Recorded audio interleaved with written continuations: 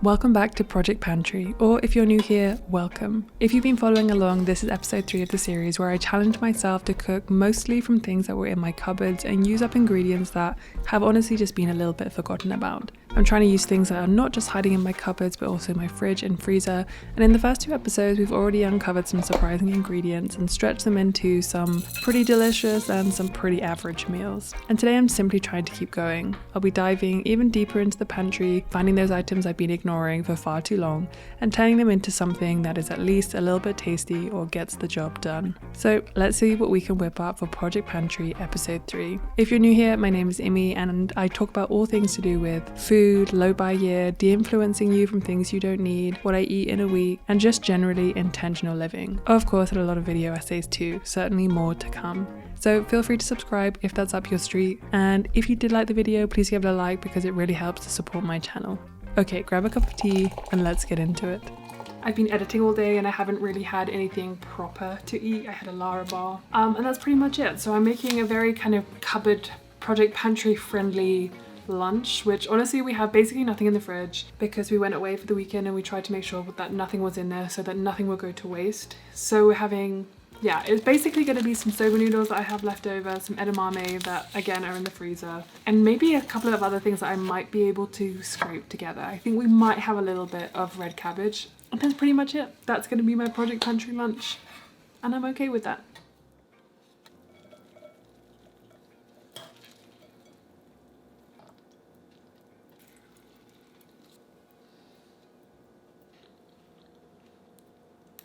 Man, it really is dark today. I just popped out to get some ingredients to make the Rainbow Plant Life velvety white bean stew from her book Big Vegan Flavor.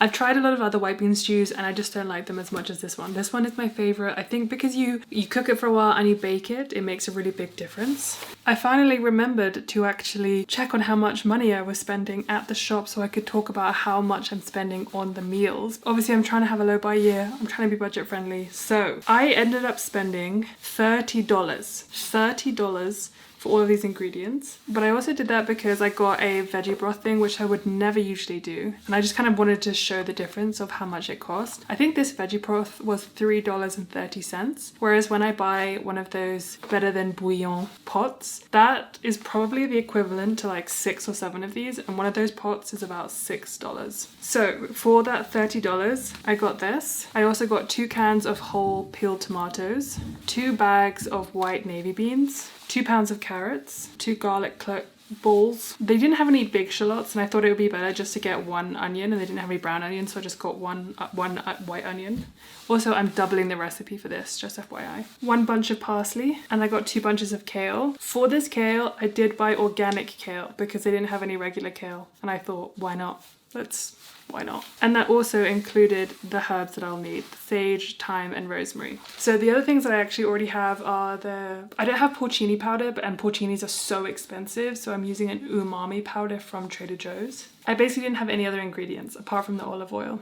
I really thought I had some of these in the cupboard, which is why I thought it was going to be a good Project Pantry recipe, but then I got it in my head and I thought I need to have this. Okay, so she recommends that this recipe makes about 6 to 8 servings, and I've doubled the recipe to kind of meal prep it. So if I've spent $30, let's go somewhere in between. Let's say it's 14 meals. That's about $2.14 per meal that I am meal prepping for my husband and I. And that is with buying organic kale and organic parsley, as well as buying more carrots than I needed because I'm going to eat them, and buying this where I usually wouldn't. So still doing pretty well for $2.14. I'm actually quite surprised by that. But that's why this is a good recipe. Up front, it might seem pretty expensive paying $30 for 1 meal that I'm meal prepping, but then this ends up being 14 meals and it's about $2.15 per meal. So I'm pretty happy with that. Anyway, let me take my rain jacket off because it is still raining, and let's make dinner because it's going to take a while.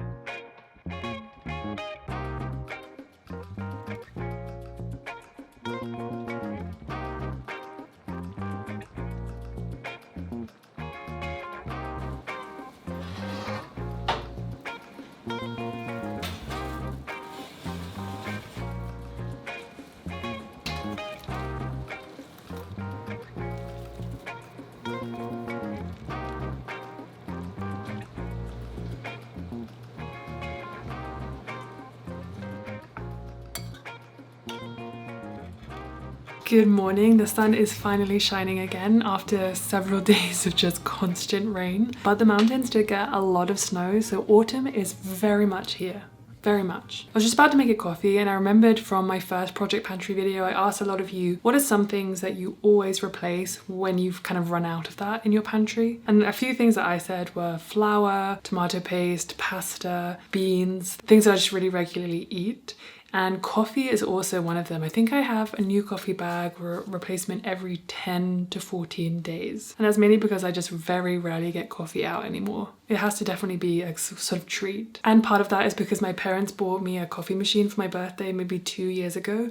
So I've been a big fan of the kind of espresso drinks that I can make at home. I think one of the biggest differences that something can make to how good your coffee tastes when making it at home is actually the beans that you choose. And this week I have chocolatey graham cracker almond butter one from Huckleberry, and that's basically a s'more in a cup of coffee. And I ordered it through Trade Coffee, who are very kindly sponsoring this portion of today's video. I'm already a big fan of Trade because they bring together independent roasters, and many of them are from small towns across the US. And their prices are on par with grocery store coffee, but I just can't tell you how much better it tastes. And it's really important to the flavour when your coffee beans are roasted. And you can see on the front of this, it says that it was roasted on the 12th of September, which is amazing because as soon as you smell it, you can tell that it is super fresh, and it gives you an insight into what it's going to taste like when you brew your coffee. Trade ensures your coffee is roasted to order, giving you the best experience they can from the beans. If you're unsure which coffee you'd like best, they have a quiz that you can take from which they'll recommend you coffees, and if that first bag isn't quite right, Trade will replace it for free. But if you're more of a cold brew queen, they also have roasts that are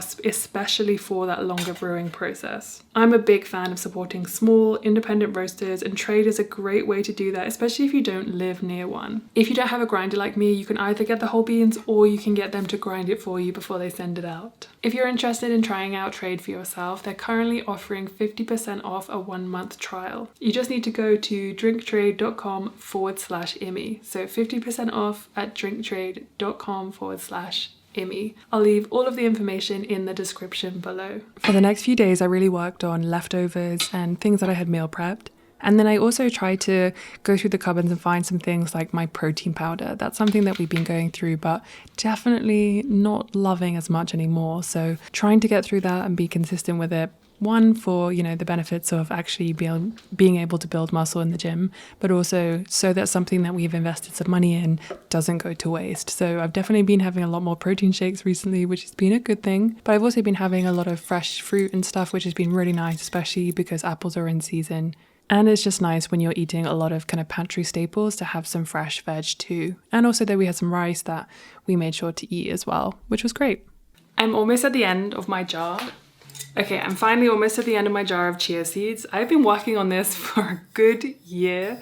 I don't like the idea of just trying to use something up in a very speedy way if I'm not going to like fully enjoy it, or it almost feels like a waste if I am kind of putting in way too much of something of an ingredient into a dish, or so I don't know, do you know what I mean? Like because chia seeds are expensive, I also still wanted to use them in a way that was sensible, like adding 1 tablespoon to my overnight oats, or having a few chia puddings, but like I wanted to get the most out of this ingredient while still also trying to use it down.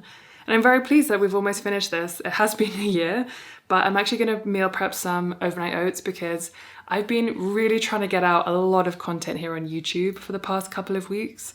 And I just haven't been eating breakfast because I just forget, honestly, and I don't have something that's like easy and convenient.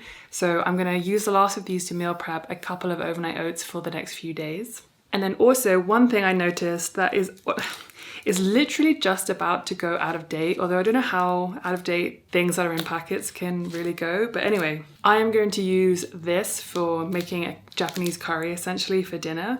I have the other ingredients, the fresh ingredients, and we also have some rice that we have quite a lot of that could be used up. So this is another thing that I'm trying to prioritize. For lunch though, I am actually going to finally use the chickpea flour that I've been asking for recipes and recommendations from you guys in the comments. And sometimes I just have a bit of a mental block around the Project Pantry items because there's a reason why they're in there for so long. And I I'm so glad that I found this like just before it was about to go off. I think it actually probably went off yesterday. Oh no. Oh yeah, this is August 2025 and we're in September. So actually last month. I think that's fine. I think that's fine. But I just hate the idea of things going off. And what it's actually done for me over the past, I think it's a month since I started doing Project Pantry. What it's done for me is helped me to reevaluate when I'm shopping. So instead of buying ingredients and buying extra ingredients or buying a few extras for just in case and whatever to make my life more convenient, I've been really trying to make sure that I'm only buying stuff for specific recipes and things that have quite clearly been run through because we're eating them every day or whatever. Like oats. Oats are a perfect example of something that we just replace immediately because we are going through them so often. But it has made me so much more mindful about what I'm bringing into the house, what's already in the cupboard, what I am going to make, and whether that's going to mean that I'm going to have extra things in the cupboard that I might not use for a long time. Especially because we're both going to do a no-buy October. I had a bit of a crash out this morning, thinking about our future and what we can afford to do and what we can't afford to do. And like, if we really do want to buy a house, we have to get very serious about our financial goals and pretty aggressive, to be honest. And so we had a big discussion this morning about that kind of thing. And we also were talking about our grocery budget. And we're going to have a very strict grocery budget for October. Groceries tend to be one of those things that we don't actually try to budget too hard because we try to budget in every other area of our life so that food is not something we have to, because we also don't eat out very often, so food tends to be something that we try to be able to just be a bit more flexible with. But for October, we're going to use everything that's in the cupboards, all the stuff that's in the freezer. We still have stuff that we're working through, which I feel very grateful for, but we also have gone through a lot of stuff which I'm very happy about. You probably have also noticed throughout this video I'm working through our protein powder. We have both been trying to get through it. Sometimes when you buy too big of a thing of one flavor, you get the ick, you know, and it just made me realize that sometimes buying in bulk is actually not a good thing, and it could mean that you actually waste food or it takes you a long time to get through something. So that's just something to take into consideration as well. But I have been trying to get through the protein powder, but for now, let's meal prep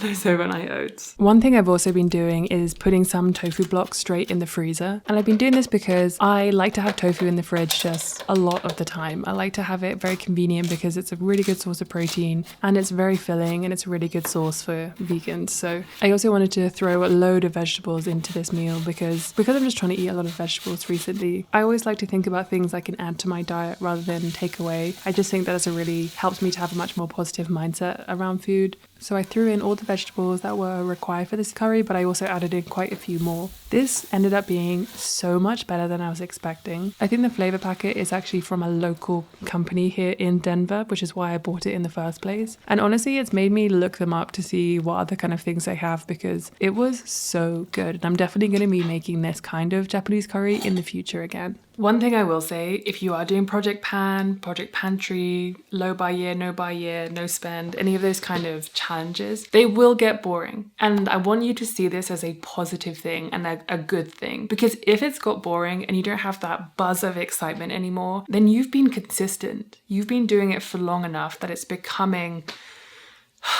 just an everyday thing that you do, just a normal thing that you're now doing because it's not brand new. It's not giving you all of those dopamine rushes of trying something that's just, you know, exciting and different and new and something that you haven't tried before or you have tried but it's been a while. So if it gets boring, which it will, I want you to see that as a positive thing and I want you to kind of check in with yourself and just remember, if it's boring, it's because you have been successful. You've stuck to it. You've stuck to what you said you were going to do. You're succeeding on this challenge and it's going to pay dividends in the future. You're going to save money. You're going to prevent food waste. You're going to heal your relationship with consumption. You're going to save for that emergency fund. Like, I know that this is not just about Project Pantry right now, but Project Pantry is a really great place to start because you start valuing the things that you're putting your hard-earned money into. Food is expensive and so is honestly everything else in life right now. And so using the things that we have have in our cupboards, being mindful about what we bring in, making sure we're looking through those cupboards before we're buying new things, it makes a massive difference. So I just wanted to give you that little pep talk. If you're like, oh, this is really boring,